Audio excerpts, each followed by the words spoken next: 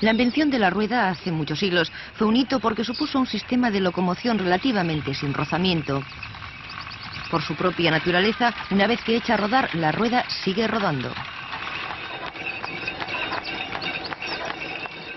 Por tanto, no es extraño que el invento de la rueda fuera seguido poco después por el del freno.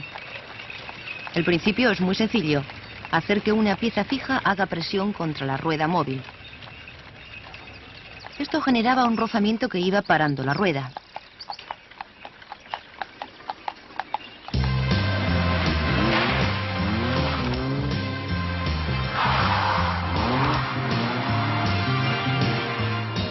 A diferencia del carruaje, el sistema de frenos de un coche se aplica a las 4 ruedas.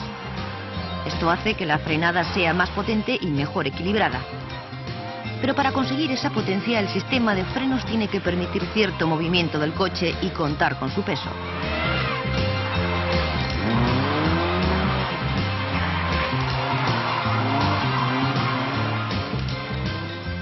Como ya hemos visto al hablar de la suspensión, cuando un coche toma una curva, se balancea.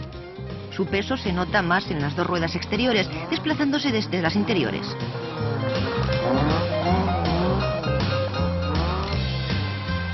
Por la misma razón, cuando el coche frena yendo en línea recta, su peso se desplaza hacia las ruedas delanteras, desde las traseras. En ambos casos, como se reduce la carga en 2 de las ruedas, también se reduce el agarre de los neumáticos.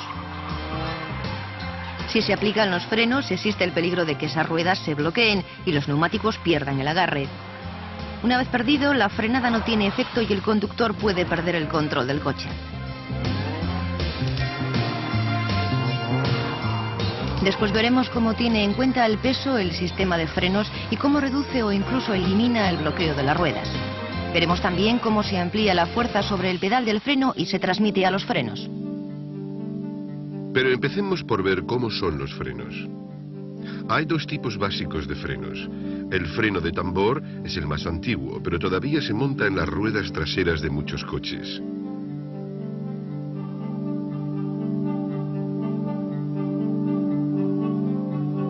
Un plato portazapatas va unido fuertemente al eje trasero. El plato no gira.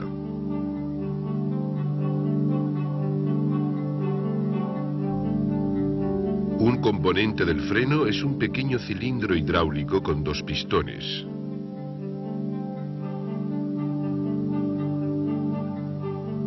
Va montado en el plato.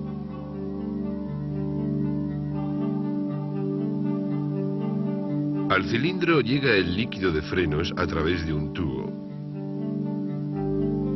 El líquido llena la cámara central del cilindro.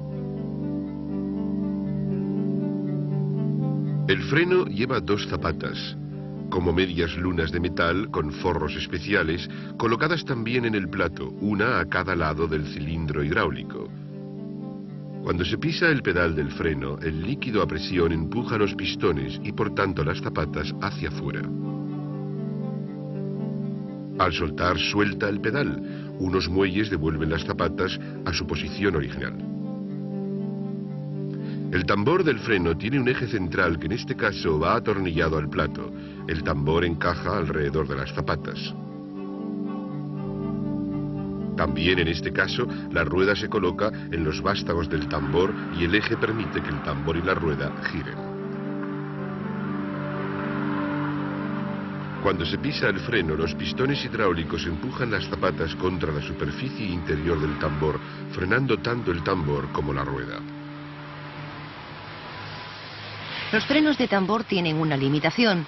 El calor que se genera en su interior no tiene fácil salida. Muchas frenadas pueden hacer que el freno se caliente y patine. Debido a ello, aunque se pueden montar frenos de tambor en las ruedas delanteras de los vehículos pesados, no se suelen montar en esta posición en los coches modernos. En su lugar se usan frenos parecidos a los de la bici. Cuando un ciclista frena, 2 pastillas, una a cada lado de la llanta, la oprimen y la fricción que producen frenan la rueda. Como las pastillas y las ruedas van al aire, el calor que se genera, aunque es muy poco comparado con un coche, se disipa rápidamente.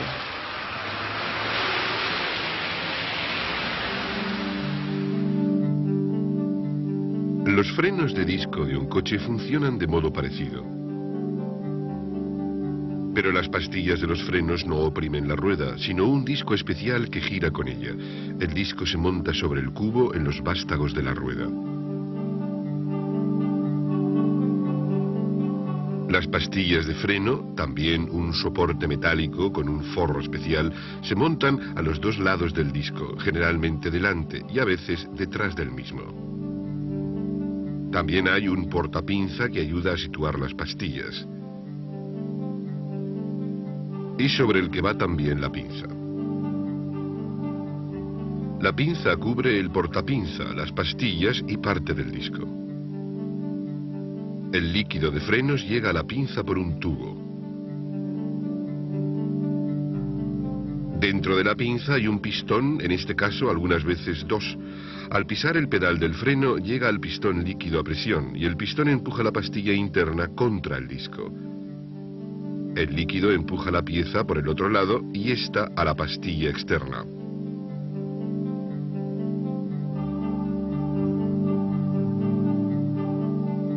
Aunque la rueda va montada cerca del disco, este está expuesto al aire para disipar el calor generado en la frenada, de modo que es menos probable que se caliente y tenga efectos negativos sobre la frenada cuando el coche va a gran velocidad.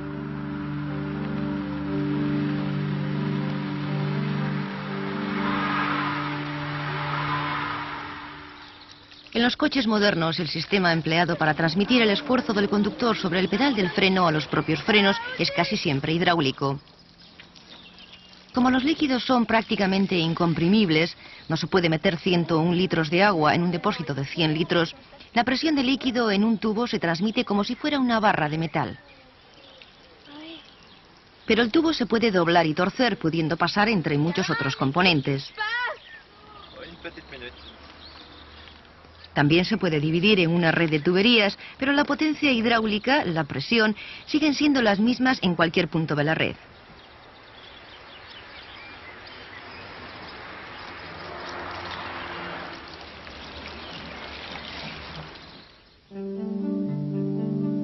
En un coche, lo esencial del sistema hidráulico de frenos es un cilindro maestro y un depósito de líquido.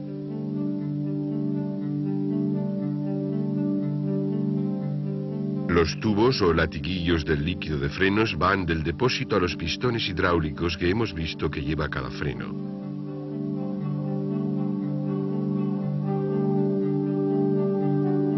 Pero el sistema tiene más cosas que el cilindro maestro y los latiguillos.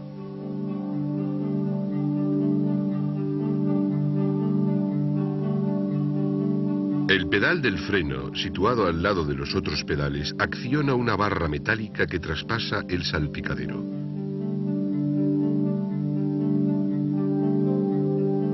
Esta barra puede ir directamente al cilindro maestro o accionar un empujador, dependiendo de la posición del cilindro.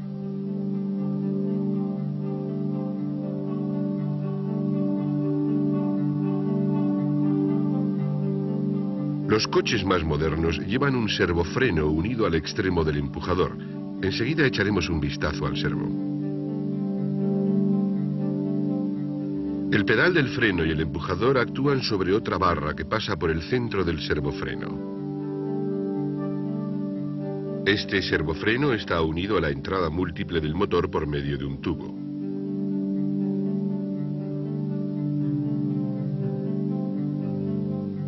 En este caso, el cilindro maestro va unido a esta barra y a la tapa externa del servo. Los latiguillos del freno salen directamente del cilindro maestro.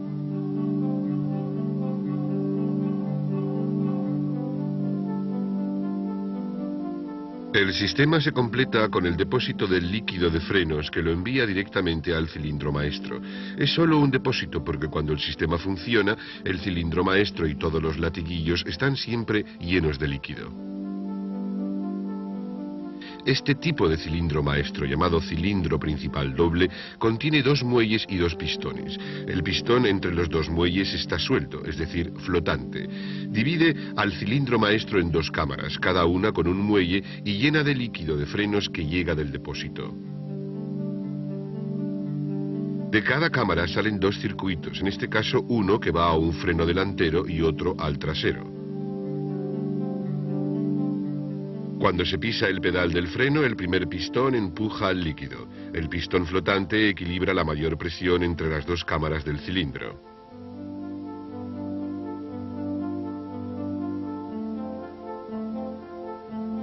Esta presión se transmite a través del líquido de cada circuito hasta el pistón de cada freno.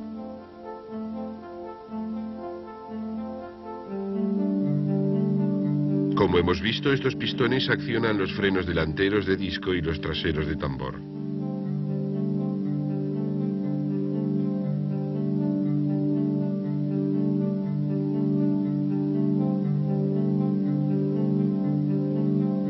No todos los cilindros maestros son exactamente como este. En algunos casos, el cilindro solo tiene una cámara para los 4 frenos. Pero los sistemas más modernos son todos dobles, como medida de seguridad.